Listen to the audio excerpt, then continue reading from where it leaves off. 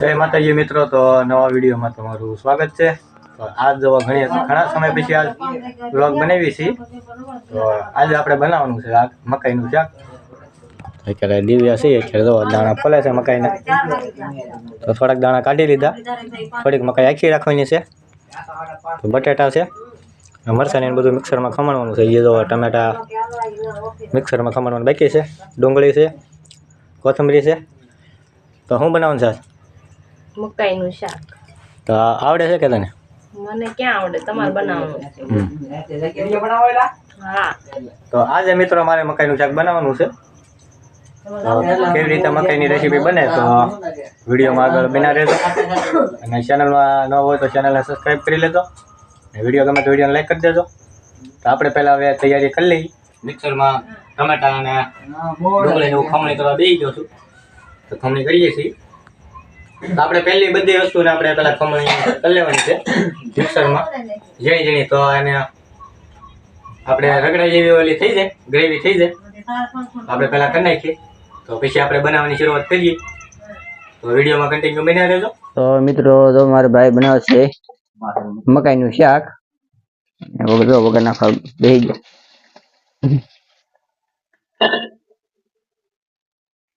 હવે આવશે ટમેટાનો sauce, ટમેટાની gravy, આવશે ડુંગળી ગ્રેવી, આ છે બટાટાનો સૂંદો છે, દાણા લીધી જાય. આપણે પેલા ગ્રેવી કરવાની છે.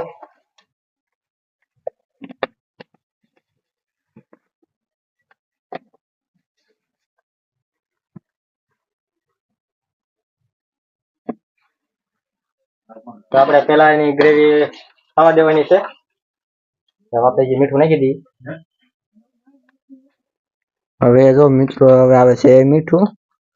સ્વાદ પ્રમાણે મીઠું લેવાનું છે.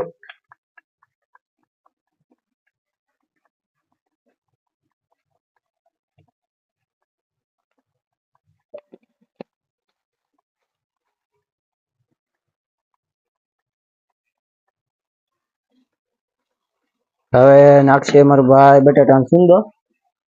સૂંદો તો હમણાં નીચે નાખવાનો. કેમ અત્યારે ન નાખવાનું? અત્યારે નીચે નાખવાનો. પેલા આપડા ગ્રેવી છે જે લસણ ની આદુ ની બધું ચડવા દેવાનું છે પેલા.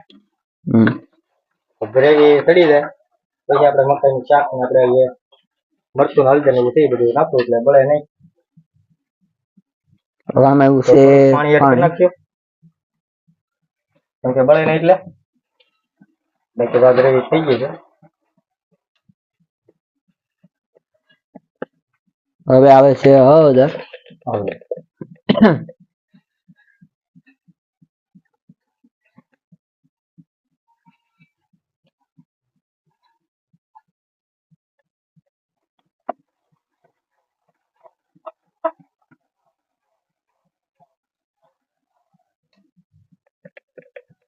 મસ્ત ની ગ્રેવી બની છે.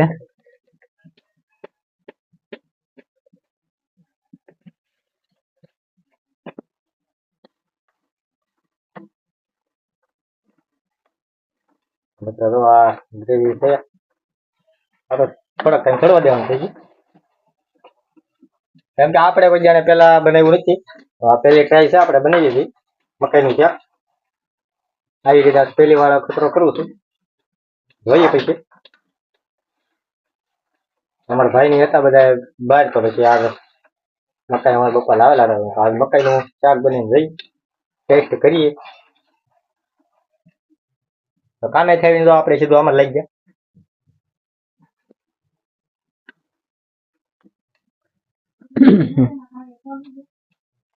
રેડી. તો જો અત્યારમાં મારો ભાઈ બનાવે છે લીલી મકાઈનું શાક. અને કેવું લાગે એ તો એ ખબર નહીં, જોઈએ હજી. કારણ કે એને આજ લીલી મકાઈનું શાક ખાવાનું મન શું છે તો બનાવે છે. અત્યારે તો મારો ભાઈ શાક લેવા ગયો છે. મરચું લેવા, તીખું મરચું લેવા. કોરું મરચું છે ને. તો આ છે કોરું મરચું પણ છે તીખું. કલર વાળું નથી, કલર વાળું નથી, કાશ્મીરી. હળદર પાકી ગઈ છે. હવે આવે છે આ છે વઘાણી. વઘાણી કા હિંગ જો હિંગ હા, હિંગ તો છે, વઘાણી છે, બરાબર. બે એક થાય છે. હવે આપણે લેવાનું છે ધાણા જીરું પાવડર. આવે છે ધાણા જીરું પાવડર. ધાણા જીરું પાવડર. સ્વાદ પ્રમાણે થોડોક ગરમ મસાલો છે. ઓછો નાખજો ને કે તીખો લાગશે. ખાલી ટેસ્ટ માટે જ છે. બરાબર. તમે કીધું હા છે ભાઈ. આ છે ભજીયા, ગરમ ભજીયા. લવિંગ લાગે થોડુંક લઈ નાખું, બહુ નથી નાખું. ઓછો નાખજે, બહુ તીખું થઈ જાય છે ને. નાખ્યું દરેક નાખજે નકર આહુડા આવી જાય છે.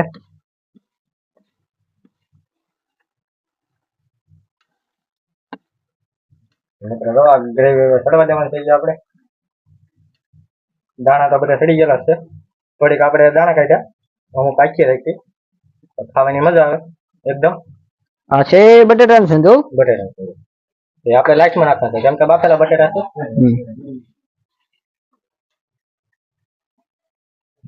સ્વાદ પ્રમાણે હવે આપણે મરચું નાખી દઈશું.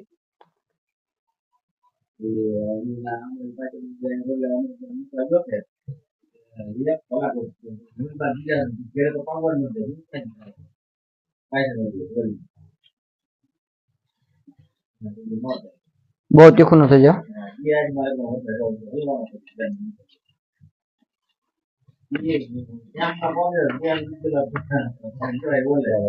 થઈ ગયો છે. થોડાક આપણે હવે મરચના દાણા નાખી દઈએ, કેમ કે થોડુંક ગળ હટું રહે તો.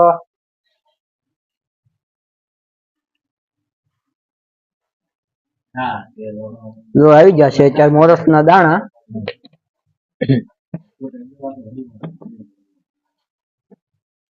આમાં મિત્રો તો કઠોળ બધી પ્રકારનું કઠોળ હોય તો પછી મકાઈ તમારે આખી રાખવાની, ખાવાની મજા આવે. આપણે ક્યારે એટલું કઠોળ નથી પલાળ્યું, આપણે ખાલી બાફેલી મકાઈ છે અને બાફેલા બટાટા છે અને ડુંગળી ટમેટાનો ઉપયોગ કર્યો છે. બાકી તો આ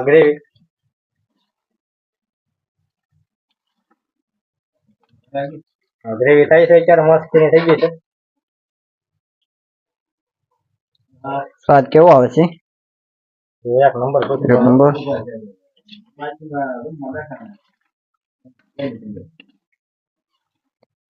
તો હજી જો મિત્રો હજી તો ગ્રેવી બને છે. જોઈ ગરમ મસાલા તો બહુ નાખે મારા ભાઈએ. તીખું ન લાગે તો સારું. મસ્ત બન્યું. કારણ કે પહેલી વાર મારા ભાઈ બનાવશે મકાઈનું શાક. એને હાથનું કેવું લાગે હવે જોઈએ. અને તમને આ વિડીયો ગમે પાસે લાઈક શેર અને સબસ્ક્રાઇબ કરવાનું ભૂલતા નહીં. અને બન્યા રહેજો અમારા બ્લોગમાં. આ શાક બને છે, અહીંયા રોટલા બને છે. ને આમ જો ઓલા પણ મારા ભાઈ રોટલા બનાવે છે. તો ત્યાં અહીંયા બનાવે છે મારા ભાઈ રોટલા.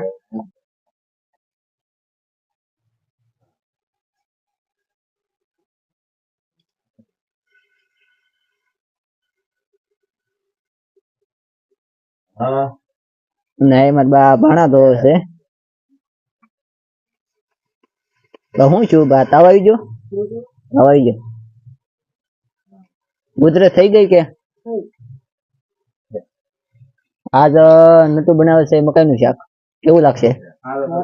ન ખાવું તો આમાં બાને જમવાનું તો નહીં.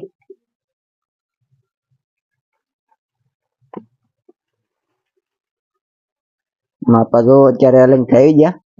જો ખાટો સુતા છે. થોડા પેડા રોટલા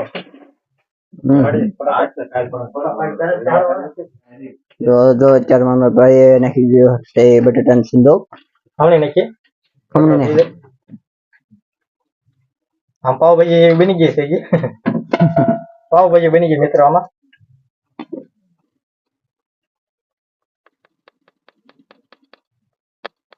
હવે આ મકાઈ ને ક્યાં નાખવાનું? બસ હવે મારા થઈ ગયું છે. હા તો મકાઈ નાખવાનું છે. બીજું કઈ આવશે? જરીક નાખી દીધું આપણે. કઈ નાખી દીધી ગ્રેવીમાં.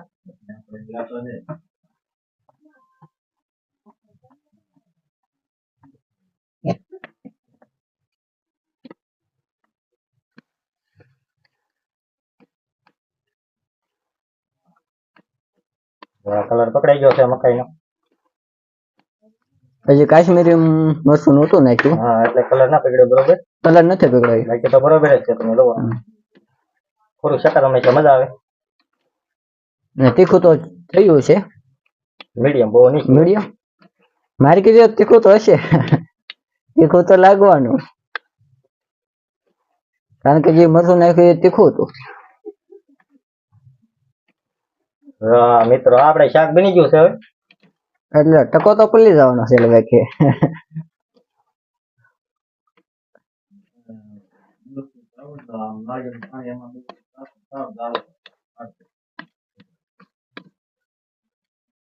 કેવો સ્વાદ આવે છે, સુગંધ સારી આવે. એક નંબર, એક નંબર. મિત્રો તો આપણે મકાઈનું શાક જો તમે ગ્રેવી ફાટી ગઈ છે. ડુંગળી આવી કે ડુંગળી. આ શાક આપણું હવે થઈ ગયું છે તૈયાર. રોટલા જે બને છે, ગેસ આપણે બંધ કરી દીધો છે. વાસણ બધા ભેગા કરી લઈએ. તો મિત્રો જો આવું બન્યું છે મકાઈનું શાક. એક નંબર, એક નંબર. પેલા કોથમરી બાકી છે મિત્રો હજી. તો કોથમરી બાકી રહી ગઈ છે મિત્રો. તો આપણે હવે કોથમરી રહી ગઈ છે, ભૂલાઈ જાય છે.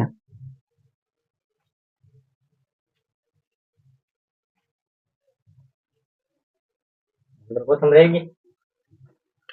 પાછા મારે ઉભો રે ભાઈ, ઉભો રે, એક ફોટો પાડવા છે. તો મિત્રો એક ફોટો પાડી લો. મિત્રો જમવા બેસી ગયા છે. હા ઓકે, હવે જમવા વાળું કરવા બેસી ગયા છે. તો પછી કેવું બીનું મસ્તીનું જોયો. હા હવે ટેસ્ટ કર્યો. અમારા ભાઈ તો હજી મેગી ખાઈ છે. મેગી ખાવશું પછી ટેસ્ટ કરું. પછી ટેસ્ટ કરી નહીં, આમ પેલા ટેસ્ટ કરી લેતો બટકામ. એ બટકો જોઈ લો, અખતરો કરી પેલા અખતરો કરી લે એટલે અમારા યુટ્યુબ ફેમિલીને ખબર પડે. અસલ ભાજી ખાવે એવો સ્વાદ આવે છે. ભાજી ખાવાનો સ્વાદ આવે. હું વાત તો મીડિયમ બીનું તીખું ના બીનું ને ભાઈ. તીખું ના લાગે. મને બહુ તીખું લાગે. તો અમારા બાને તો તીખું ખાવા નથી, કેમ કે બીમાર છે. તો એને અત્યારે તુરિયાનું શાક બનાવ્યું છે. તો મિત્રો હવે જમી લઈએ. તો વિડીયોને આપણે હવે અહીંયા પૂરો કરીએ છીએ. તો વિડીયો ગમ્યો હોય તો વિડીયોને લાઈક, શેર અને સબસ્ક્રાઈબ કરવાનું ભૂલતા નહીં. તો મળશું પાછા એક નવા બ્લોગ સાથે. તો બધાને જય શ્રી કૃષ્ણ, જય માતાજી. જય માતાજી.